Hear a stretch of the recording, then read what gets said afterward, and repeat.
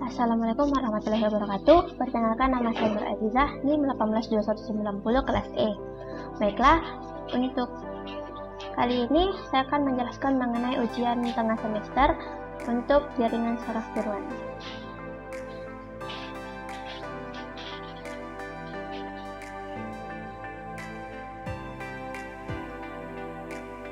Nah, terlebih dahulu kita harus mengenal apa itu delta rule.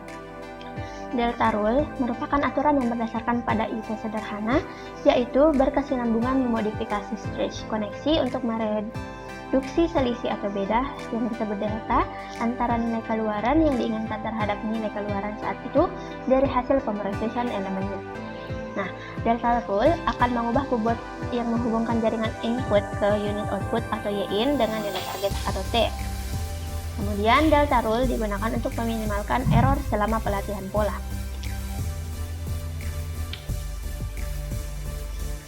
Kemudian kita masuk ke rumus dari delta rule.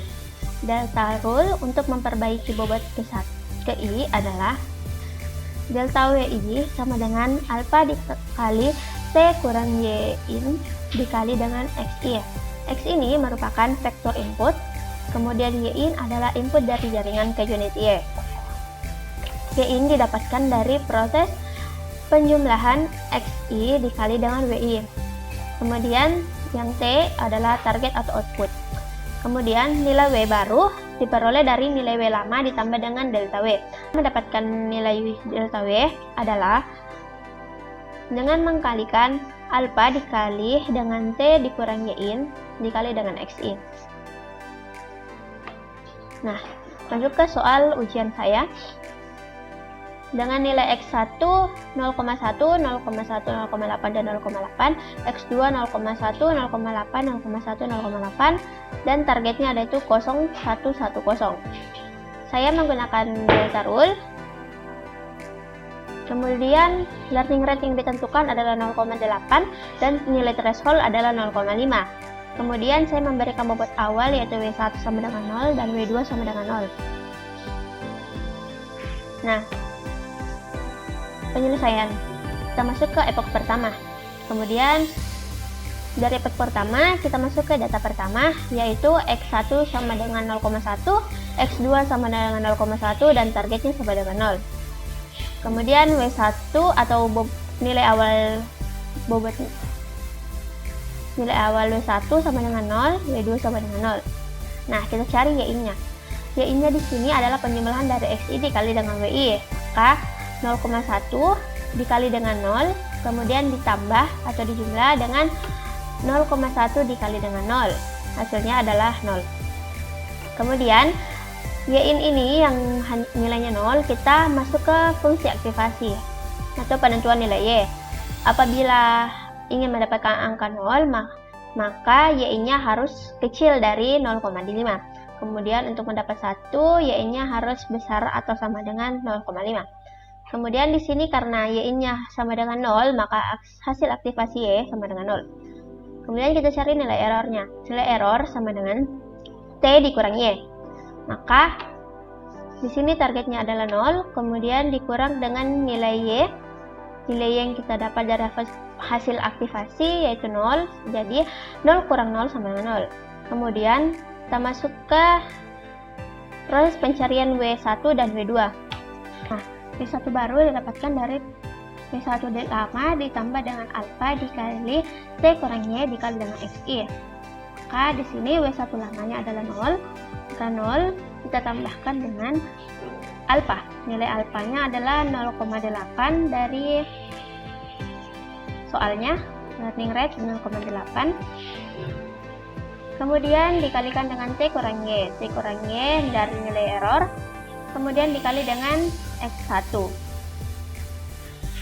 Dikali dengan XI. Nah, XI di sini karena kita akan mencari W1, maka kita kalikan dengan X1. X1 nilainya 0,1. Kemudian 0 ditambah 0,8 dikali 0 kurang 0 dikali 0,1 hasilnya sama dengan 0.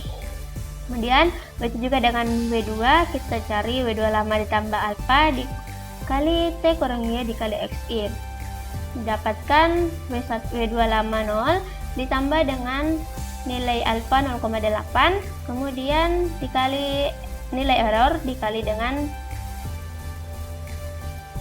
nilai W2 lama. Dikali dengan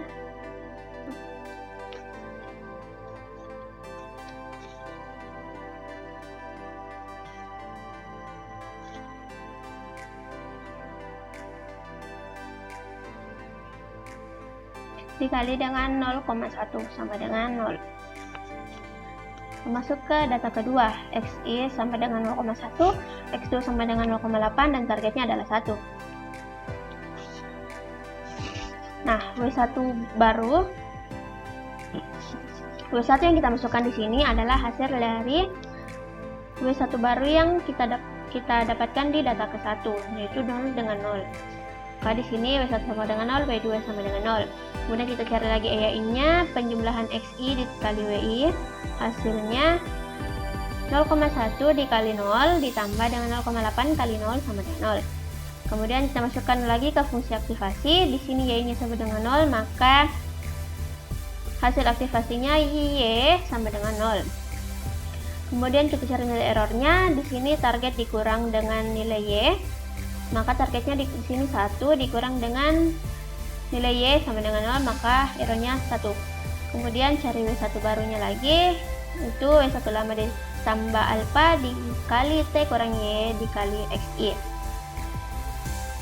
Ini 0 ditambah 0,8 dikali error dikali 1 dikali 0,1, hasilnya 0,08. Kemudian W2 baru yaitu W2 lama yaitu 0 ditambah dengan nilai alfa dikali dengan nilai error dikali dengan nilai X2, hasilnya 0,64. Oke, kemudian masuk ke data ketiga yaitu X1 sama dengan 0,8, X2 sama dengan 0,1, dan nilai target sama dengan 1. Kemudian W1 nya sudah berubah menjadi 0,08 dan W2 0,64. Kemudian kita masuk ke Y-in lagi, kita jumlahkan XI dikali WI, hasilnya 0,128. Kemudian kita fungsi aktivasi, nah 0,128 masih kecil dari 0,5, maka hasil aktivasinya atau Y sama dengan 0. Kemudian cari errornya 1 dikurang 0. Kemudian kita cari W1 barunya lagi, 0,08 ditambah 0,8 dikali 1 kurang 0 dikali 0,8, hasilnya 0,72. Kemudian W2 baru kita dapatkan 0,64 ditambah 0,8 dikali 1,0 dikali dengan 0,1, hasilnya 0,72. Kemudian kita masuk ke data terakhir yaitu data keempat, yang dimana X1 nya sama dengan 0,8, X2 0,8, dan targetnya adalah 0. W1 kita dapatkan dari data ketiga yaitu 0,72 dan W2 nya 0,72. Kita mulai lagi proses Y-in dengan penjumlahan XI dikali WI, hasilnya 1,152. Nah, di sini hasilnya sudah 1,152, yaitu lebih besar dari 0,5, maka hasil aktivasi yaitu Y-nya sama dengan 1. Kemudian kita cari nilai error T kurang Y 0,0 kurang 1 sama dengan minus 1. Kita cari W1 baru, 0,72 ditambah 0,8 dikali 0 kurang 1 dikali 0,8, hasilnya 0,08. Itu juga dengan W2 baru, 0,72 ditambah 0,8 dikali 0 kurang 1 dikali dengan 0,8, hasilnya 0,08. Nah, kemudian kita lanjut ke Excel untuk pembuktian perhitungan delta rule hingga epoch ke-20. Kita simak file Excel berikut. Nah, di sini kita lihat ini ada epoch 1 sampai dengan epoch 20. Kemudian nilai X1, X2, dan nilai alpha. Kemudian ini nilai target. Kemudian Y-in. Y-in adalah penjumlahan dari X1 dikali dengan bobot ditambah X2 dikali dengan bobot W2.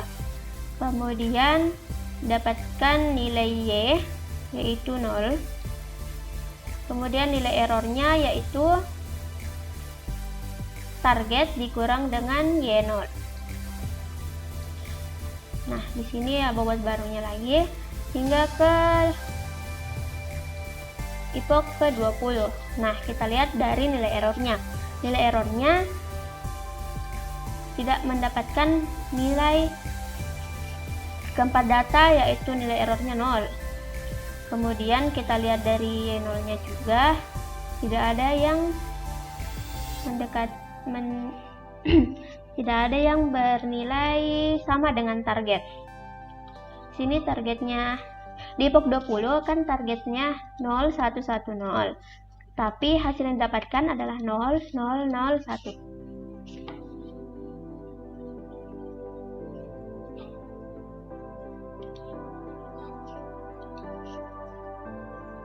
Nah, nilai 0 tidak sama dengan nilai target, karena nilai errornya di sini tidak sama dengan 0. Semuanya tidak sama dengan 0. Nah, kesimpulan yang didapatkan adalah jaringan tidak dapat mengenali data karena hingga epoch ke-20 nilai error masih belum mencapai angka 0 pada tiap data dan nilai Y tidak memenuhi nilai target. Baiklah, demikian penjelasan mengenai tugas ujian tengah semester